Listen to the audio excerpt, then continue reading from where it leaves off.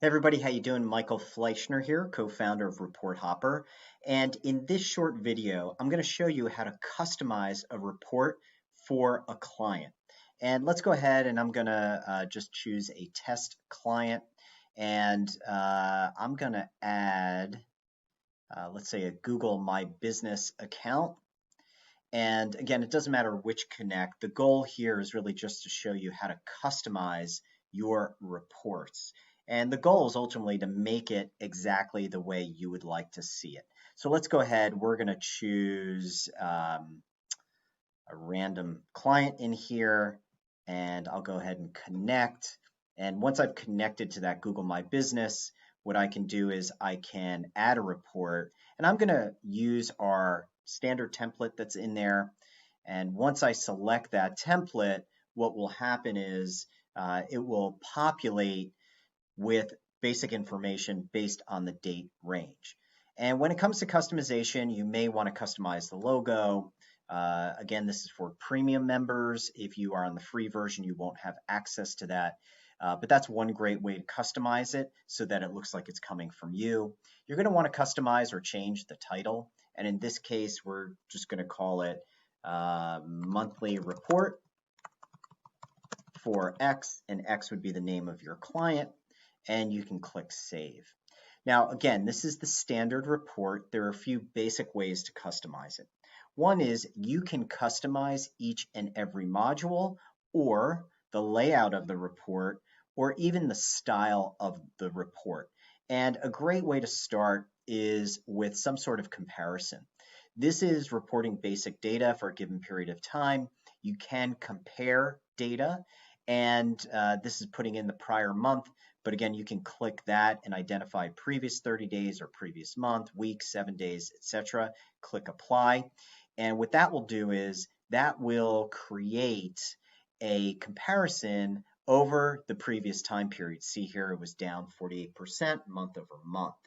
Now, the second thing you can do is you'll notice there's really no description here. You can add that by clicking on bullets. You'll see bullets appear that just use text to identify what's going on in that module. You can also click narrative. It'll change it to more of a sentence. The other thing that you can do is you can change the imagery. You can see these great icons here. We can choose classic. That'll change the images, or even pro. And those give you a different feel for the report. Once you've done that, you can also customize what you see in these modules. One way to do that is simply to use either the settings or the edit button. We're going to start with the edit button because that allows us to change the text. And if we wanted, we could say people viewing map, and you could even include a subtitle, prior month, and then save those changes. And that's the title and subtitle. You could also change the content that's below, and you can do that again just by deleting, editing. If you wanted to add a current value, you could use these short codes that you see here, and you could place those anywhere in the text, and it will pull in the appropriate content. You can see it's been updated there.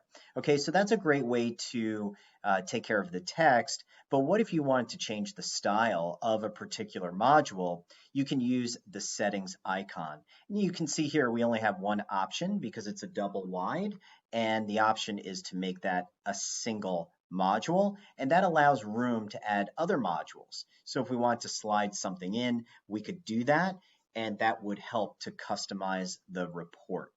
The other thing I want to show you is that in addition to changing the modules and the overall styles of the report, you can also add to the report. And the way that you do that is by clicking the plus button, and you can see a page has been added successfully. So if we mouse down, now we can go ahead and we can add additional content based on what we're looking to do.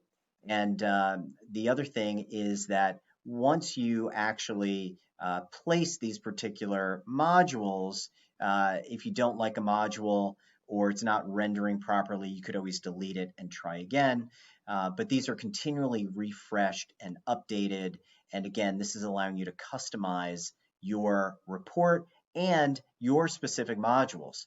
Another thing you could do too is if you wanted something to extend for two different bars, if you will, or from side to side, you can go ahead and choose how you want this to be oriented, either vertically or horizontally. So I'll just go ahead, put that back to one block and choose 2 blocks horizontal.